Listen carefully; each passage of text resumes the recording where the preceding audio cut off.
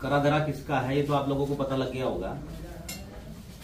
हमारी पार्टी का नारा है बेटी बचाओ बेटी पढ़ाओ, और निश्चित रूप से बेटियों के साथ अगर इस तरह की हरकतें होंगी तो किस तरह जवाबदेही बनेगी सरकार की भी और नेताओं की भी। मैं निश्चित रूप से कहना चाहता हूं देशराज करणवाल जी से, देशराज करणवाल को इस ब्लॉक में, करुणा करणवाल को इस कुर्सी पर सुबोध राकेश ने बिठाया अपने बीडीसी सदस्यों के माध्यम से। ये देशराज करणवाल को अच्छी तरह पता है, उनको आप इस बारे में सवाल भी करना कि भाई जिस आदमी ने आपको उस व्यवस्था में लाके बिठाया आप उसी पर आरोप लगा रहे हैं। मैं निश्चित रूप से कहना चाहता हूं कि अपनी करने का फल भोग रहे हैं। उनकी वो बेटी जिसको बेटी कह रहे थे आज वो उनके सामने खड़ी है, उनके खिलाफ खड़ी है। इसका कारण क्या है उसका आत्ममंथन उनको करना चाहिए।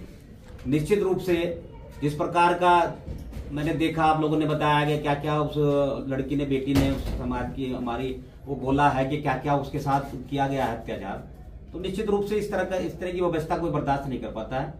मैं पार्टी के अपने सम्मानित नेताओं से और अपने माननीय मुख्यमंत्री जी से, अपने माननीय सांसद जी से और तमाम पार्टी के नेताओं से आग्रह करूंगा कि उनको भी इस बेटी का सहयोग करना चाहिए, क्योंकि पार्टी का जो हमारा नारा है उस नारे के आधार पर भी हमें आगे बढ़ना है। और समाज की बेटी है, हम निश्चित रूप से समाज की बेटी है और बेटी है, इस व्यवस्था के साथ हम अपने पूरे सिस्टम के साथ उनका सहयोग करेंगे इस ब्लॉक को चलाने के लिए, अपनी सरकार के माध्यम से, अपने नेताओं के माध्यम से। जब वो व्यवस्था इस प्रकार से चलेगी जिस प्रकार से पहले चलती आई है, लड़की पढ़ी लिखी है, समझदार है, उनको मौका मिलना चाहिए। महिला को बनाकर बिठाकर उसको रबर स्टैंप बनाना मात्र ये व्यवस्था अब नहीं चलेगी। वो लड़की पढ़ी लिखी है, समझदार है, समझती है सारी व्यवस्थाओं को, तो आप जब वो कुर्सी पर बैठी है, वो खुद उस सिस्टम की मालिक है, तो आप उसको मौका दीजिए कि अपनी व्यवस्था को, अपने आप को साबित करने का मौका उसको देना पड़ेगा।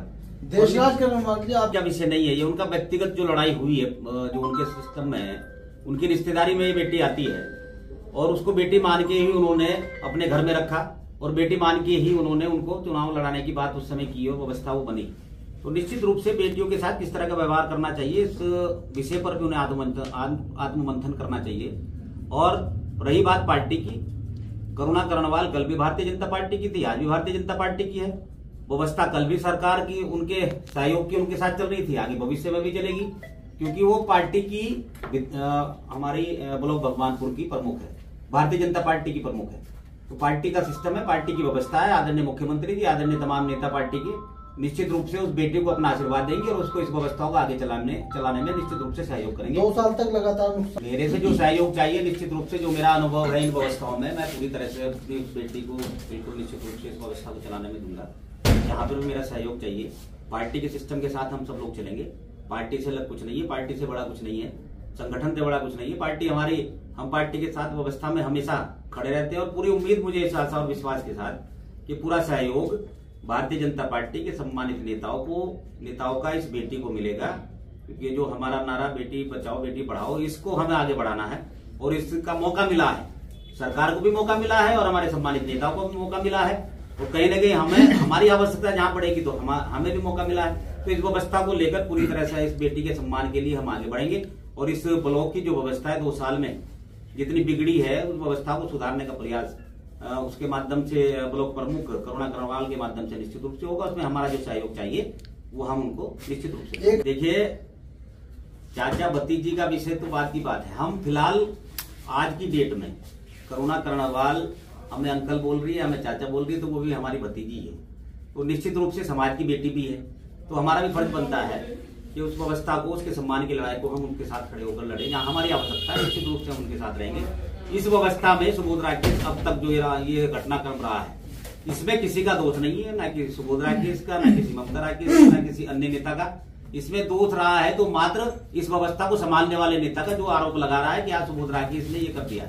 मैं कहना चाहता हूं देशराज करणवाल से कि जो व्यक्ति अपने घर की व्यवस्था को भी नहीं संभाल पाता है, वो बाहर के सिस्टम को क्या संभालेगा, क्या राजनीति करेगा। मैं उनको बताना चाहता हूं कि उनको अपना आईने में चेहरा देखना चाहिए कि उन्होंने कितनी बड़ी गलती करी है। इतनी बड़ी व्यवस्था पार्टी ने उनके हाथ में दी और उस व्यवस्था को वो संभाल नहीं पाए, मात्र एक लालच के चक्कर में। लड़की उनके परिवार की, उनके रिश्तेदारी की, वो उनको बेटी बोल रहे हैं, तो बेटी की तरह उसको सम्मान देना चाहिए था।